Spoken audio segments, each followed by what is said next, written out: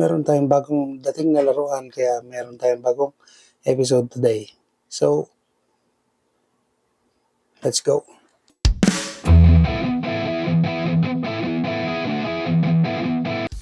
So, meron tayong dumating na bagong laruan from Moderoid, Raijin O. I believe reissue to. Lumabas to somewhere between early 2020s, I believe. Kasi may nakita na ako mga lumang review. So, ang totoo niyan, hindi ko masyadong nasubaybayan tong robot na to, pero 2 episode lang yata napanood ko kasi 2 episode lang ang alam ko. Natuwa lang ako sa kanila kasi piloted sila ng mga students. Although 90s pa kasi ko nung 90s pa siya pinalabas dito sa Pilipinas. So tapos yung base nila or yung headquarters nila ay classroom. Kaya natuwa ako. And then syempre I'm a robot fan, so let's unbox this. Ito ang kanyang box. Sa gilid, pangalan, Raijin O. Gilid din, Raijin O din. And sa likod, meron siyang Warrior, Lion, and Phoenix na magbubuo to Raijin O. And gawa siya ng Moderoid. So, let's unbox this thing and see what's inside. Kids, kung magagamit ito, careful ah. Kung sa akin, kalakalawang na. So, be extra careful.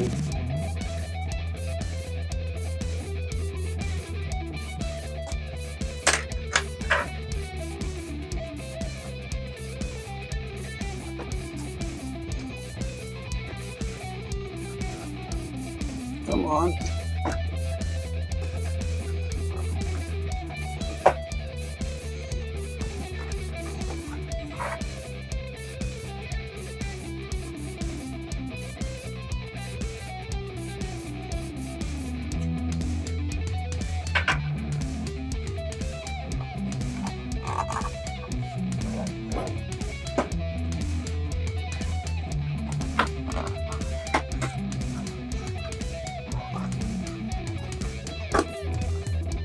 And here we go. And yeah, gulat ni may mga runners. So we're gonna have to assemble this first. So give me a little time to assemble this. I'll be right back.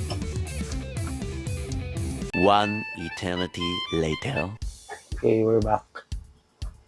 So, took me some time, pero kung in-unbox natin, hindi ko in-expect na ganun pala,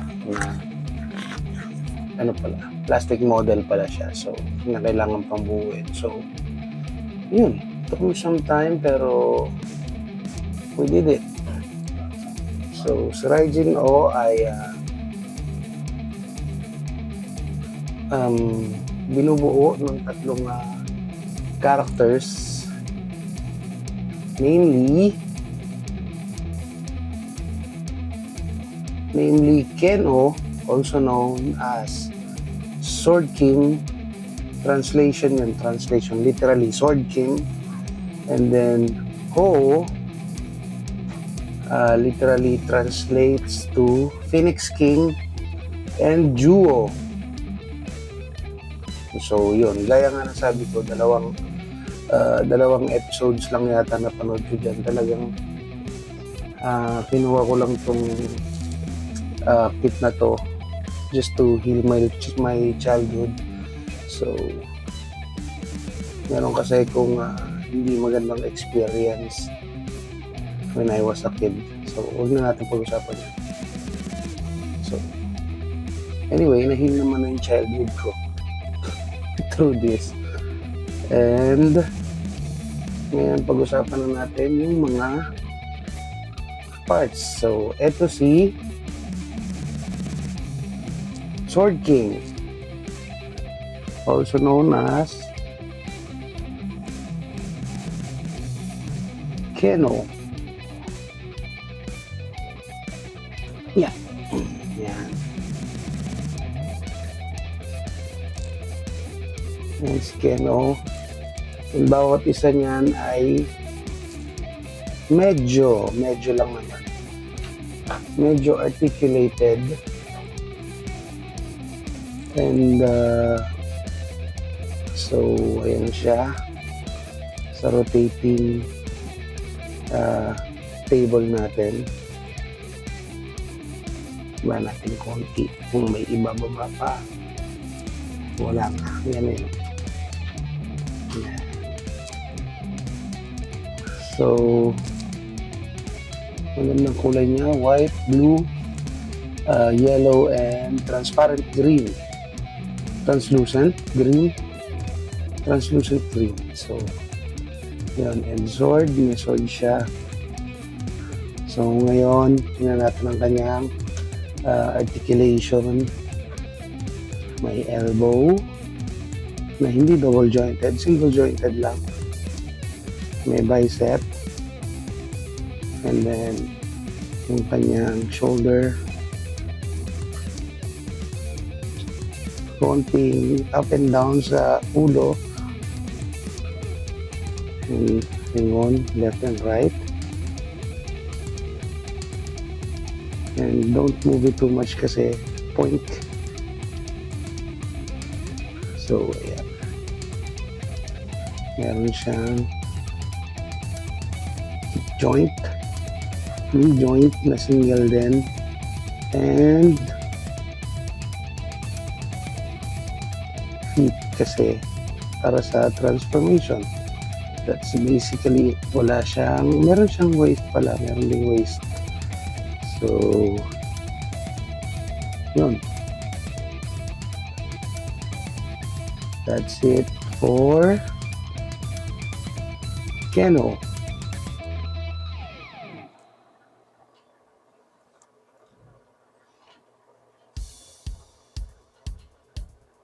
And next on our list, I see Ho-Oh, also known as Phoenix King.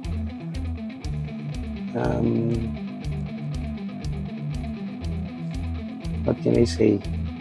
Siya ang nagiging basically balikat and shoulder and head ni Raijin-O. And ang cool kasi sa mga to, kasi gaya nito ni Keno, si Keno lumalabas siya sa building ng school. Ito naman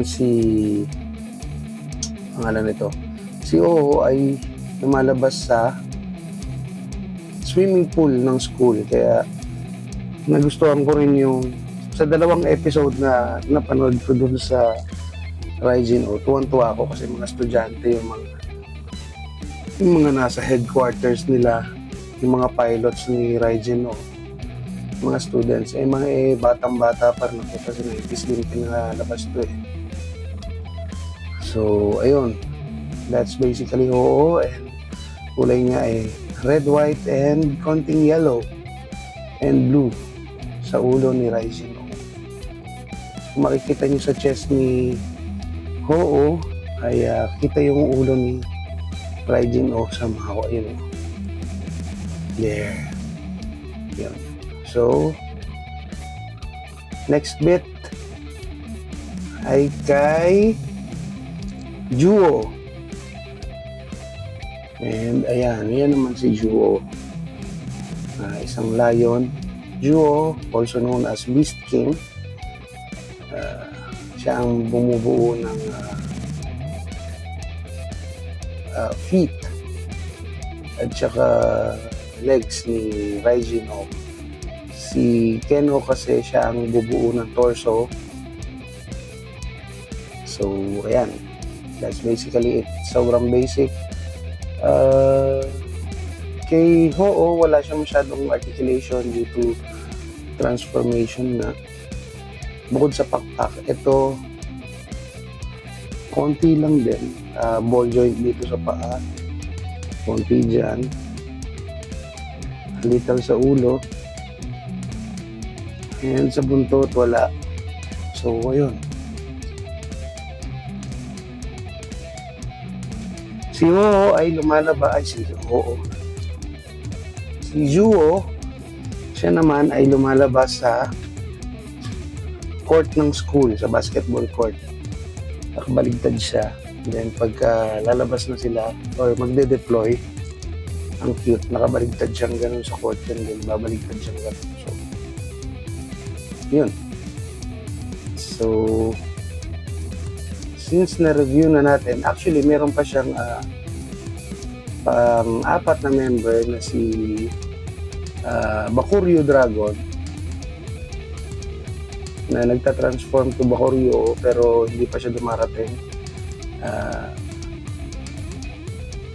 Siguro yun ang susunod nating episode pag dumating na yung item.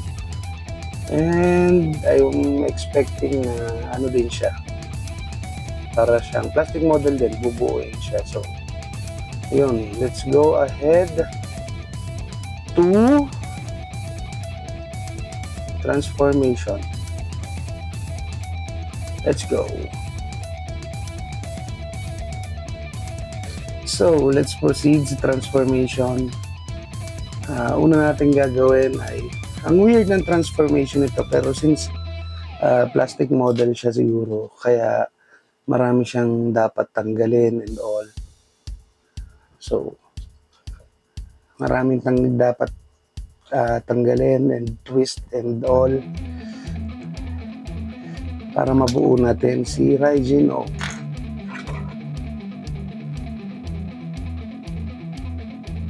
Flip yung kanyang ulo. Hindi, bago natin i-flip, tanggalin muna natin ito. Yung kanyang parang V-fin, sa Gundam V-fin. And then, tago natin yung ulo niya. Oopsie. Pwede mo rin gawin yon. Pero basically, hindi mo dapat gawin yan. Pwede mo rin tanggalin yung braso. Pero hindi dapat. Yan. Bear with me kasi second time ko pa lang to bubuuin. So,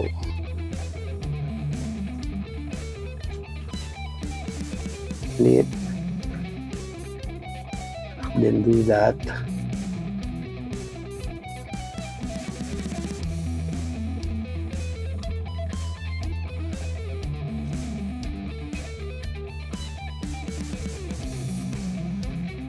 And then, bend yung siko. Ay, ano ba yan? Bend yung sikong ganyan.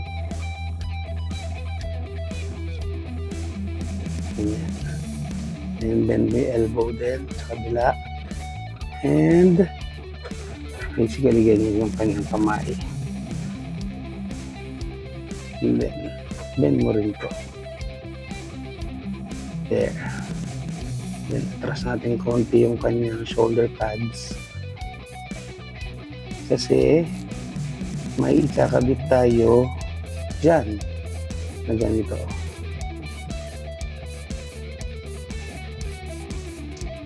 There.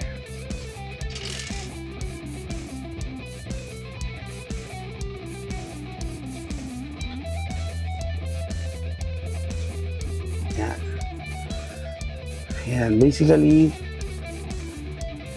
tapos na yung upper torso.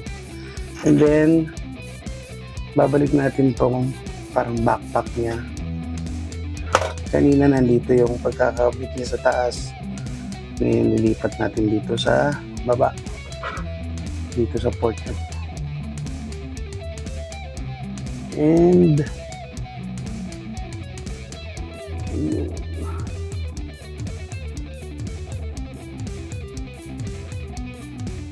sure na aligned siya. And then, straighten ang kanyang paa. Medyo madilim. Straighten natin yung paa niya. And ipasok. Boop. And boop. There. Yan. Basically, tapos na siya. Ganyan siya. And, pwede na muna natin siyang itabi. Put him aside. And then, itong V-fin niya,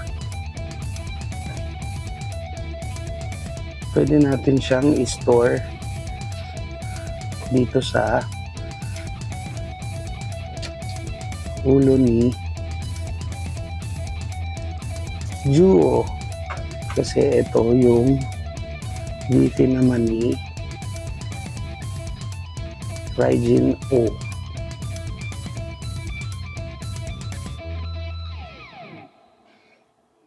Yeah. Come on. Come on. Yan. Kukunin natin to para mamaya. And ito, pwede natin i-store dito. There. Tago natin and ibalik natin sa ulo ni Juo. There. This will act like a shield ni Raijin O. There. Then anyway, since nakatanggal na natin yung ulo ni Juo, diretso na natin. Tanggalin natin tong buntot. This is the weird part. Tatanggalin natin tong, slide out natin tong mga paa niya. There. To expose yung mas cutie na paa. Isa-isa natin tatanggalin.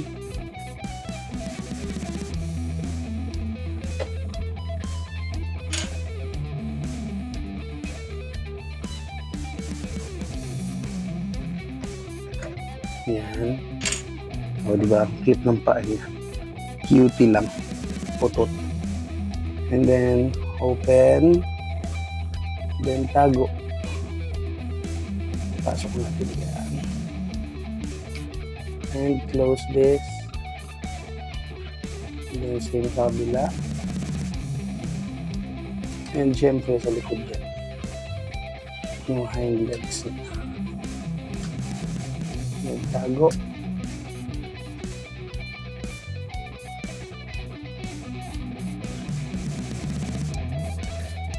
Yan. Patago ng kanyang mga paa and then hold this like this. And ganyan. Yung ganyan siya. Cute, no? Then, same sa kabila. Mag-a-align sila. And then, yung bandang neck ni Juo, hilahin natin konti.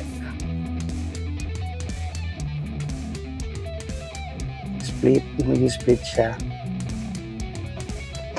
Hilahin konti, and then, this will form his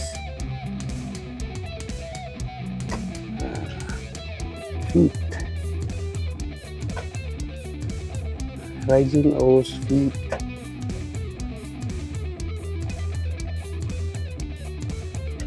We'll do our best na itayo nila siya. Come on. Come on. Come on. There. Then, same sa kabila. Hila. And align.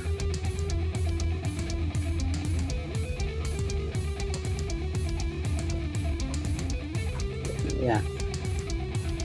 There's his feet, and then dito na tayo, balik tayo dito. Ito niya yan, port na yan. Papasok ang paa ni Keno dyan.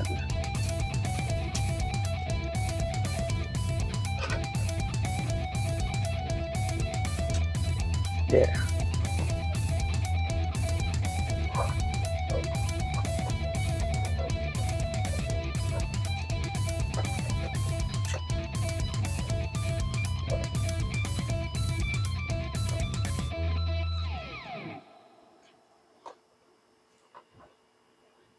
Yan, medyo matangkad na si Raijin O. And then, tabi muna natin ito. We'll proceed dito kay Ho. Medyo mapusisi. Tanggalin natin tong tail na mukhang sword. Tanggalin din muna natin tong pakpak para mas easy lang siya. And then we'll do this. Flip mo yung buntot na mag-expose sa ulo, and then yung ulo ni Ho ay flip mo pailalim.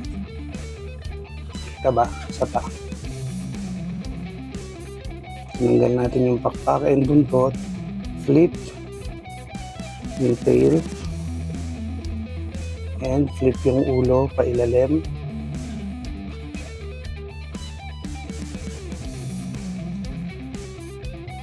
And then tatanggalin natin to. Itong dulong part na to. And then, ganyan lang siya. Yan, ganyan. And then, ayusin na natin yung arms. Stretch natin yung ganyan. And straighten it. Straighten. And straighten. Kung makikita niyo yung kulo, fold. Ouch, medyo pointy siya, medyo matulis. Fold, and then open mo tong harap. Open. And flip. And then yun. Fold mo sa likod and then close this.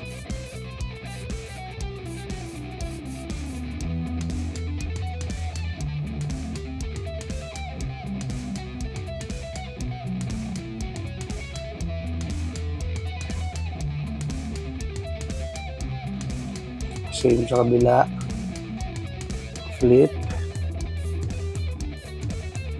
And unfold. Fold itong close. Straighten. Buksan. And fold. Expose yung kamay and fold dito sa ilalim. And close. There you go.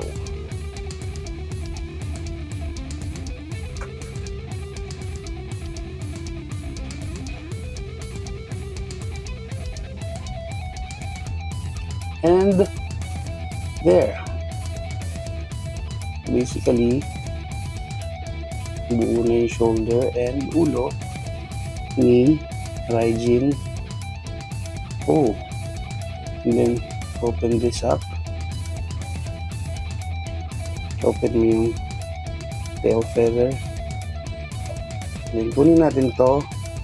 Then, makikita nyo yung port na yon. This. Papasok to doon. Una yon. Align. Una.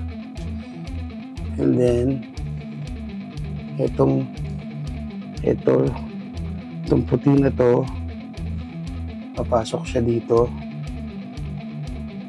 Same sa kabila. Dito. Then, align. It's all about aligning.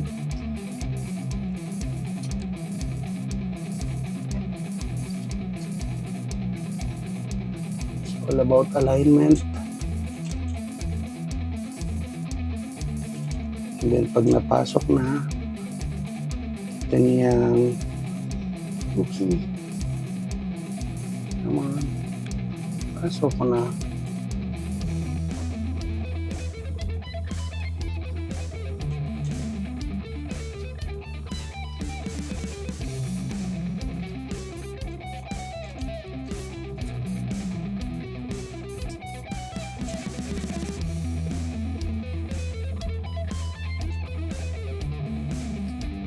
There. There. Pasok na, and then makikita niyo yung peg na yan. Tapos may port dito sa balikat.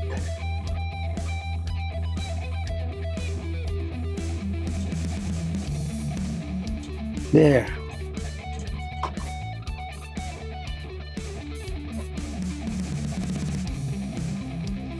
And ano pang kulang niya? Kulang pa niya ay ang V-fin niya. Dahil hindi siya si Ryzen O kung wala ang V-fin. Yeah. And then syempre, oopsie.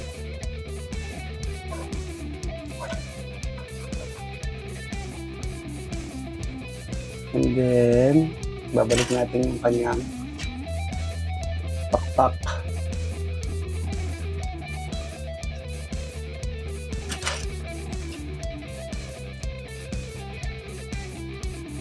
Oh yeah. Super angas.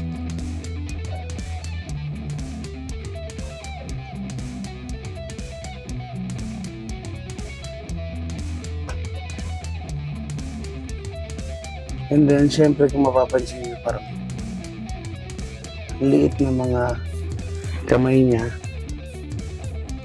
Syempre may kasama siyang extrang kamay para hawakan ang kanyang mga weapons.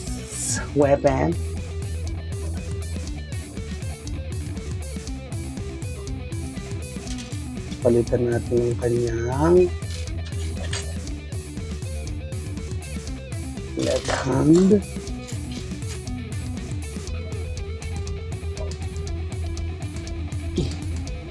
There. And yung kanyang right hand. Yeah.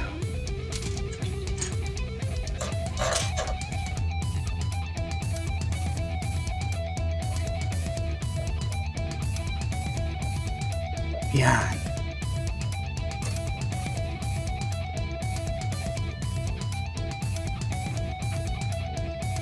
Now, pwede nyo nang hawakan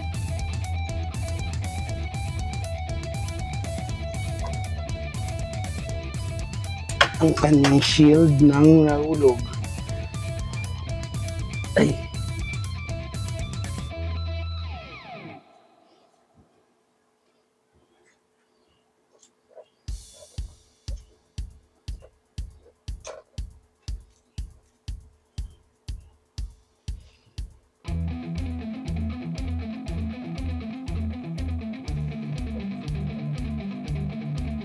Ang kanyang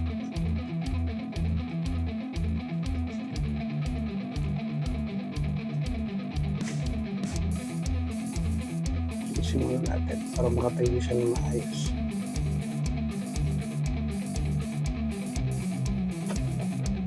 Kanyang sword.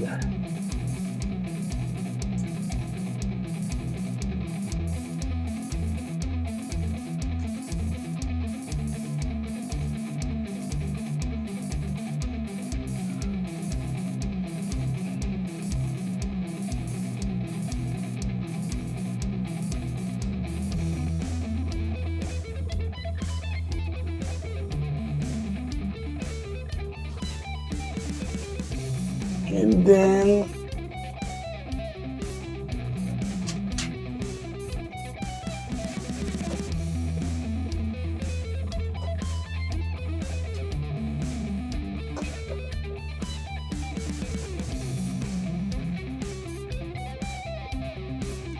finally, there's Raijin O in all his glory.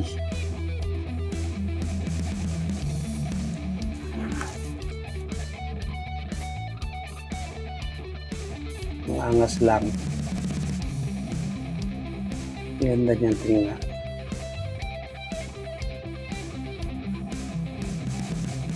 And as per articulation, actually, hindi ko siya masyadong ginagalaw. More on posing lang siya kasi plastic model nga siya. Prone siya sa mga nalalaglag na parts. So, I don't play with him that much. So, ayan. And, ano pa bang masasabi ko sa kanya?